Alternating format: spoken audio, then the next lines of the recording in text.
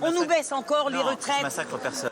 Moi, j'entends votre colère et votre situation. 135 € un PB. Il y a un an, au mois de novembre, Emmanuel Macron commence à entendre la colère monter lors de ses déplacements. On était des ouvriers, on était heureux. Maintenant, on devient malheureux, Monsieur le Président. La France des 30 Glorieuses, on la retrouvera pas. S'il entend la colère, il est loin d'imaginer le déferlement de violence qui va avoir lieu quelques jours plus tard.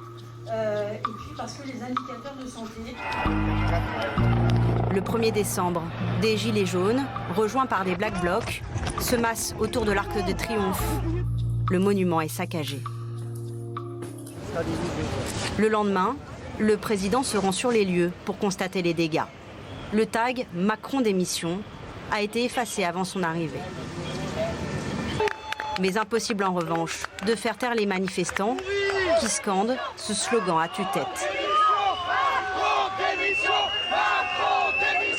Il adore les très riches. Par contre, le peuple, non seulement il ne l'aime pas, mais en plus il le méprise. Voilà, et voilà c'est pourquoi on en arrive là. Donc en fait, toute cette casse, c'est désolant. Ce qui a été fait à l'Arc de Triomphe, c'est effectivement désolant, mais pour moi, le premier responsable, c'est M. Macron. J'ai vu ce jour-là le visage du président empreint d'une grande gravité. Grande gravité, ayant pris conscience de l'ampleur à la fois des dégâts et de la mesure de la violence. Emmanuel Macron est inquiet de voir toute cette colère dirigée contre lui. Et celle-ci va encore monter d'un cran au Puy-en-Velay. Lors de la manifestation des Gilets jaunes, la préfecture a été incendiée. Le président va aller à la rencontre du personnel. Quelqu'un m'a regardé et m'a crié « Vous allez tous griller comme des poulets », alors qu'ils empêchaient les pompiers d'arriver. C'est quelqu'un d'ici ou Oui, il n'était pas du tout masqué, c'était pas du tout un des casseurs professionnels que l'on voit dans les manifestations.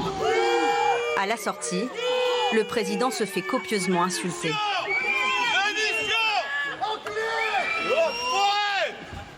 Si bien que le samedi suivant, Emmanuel Macron craint le pire. À tel point qu'il aurait envisagé un remaniement, selon l'un de ses conseillers. S'il y avait eu des morts du côté des manifestants le 8 décembre, il aurait appelé Gérard Larcher à Matignon, le numéro 1 et le numéro 2 de la République ensemble, avec un gouvernement d'union nationale. C'était le prix à payer s'il était acculé. L'entourage du président de la République l'évoque, on le voit dans la presse.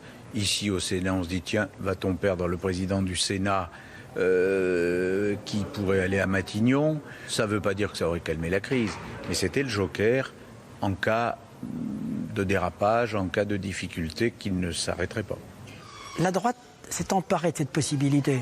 Voyant perdurer le mouvement des Gilets jaunes, elle a pu penser, elle a même, je le dirais de façon non affirmée, mais envisagé, souhaité un peu une crise de régime, se voyant par là même arriver aux responsabilités.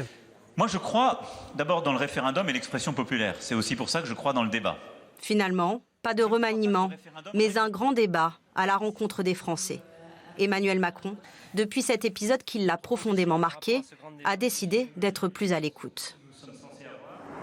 J'ai appris à vouloir faire bouger les choses avec impatience, énergie, parce que je crois que c'est ce qui me caractérise, j'avais parfois blessé des gens ou donné le sentiment que je voulais changer le pays contre les Français eux-mêmes.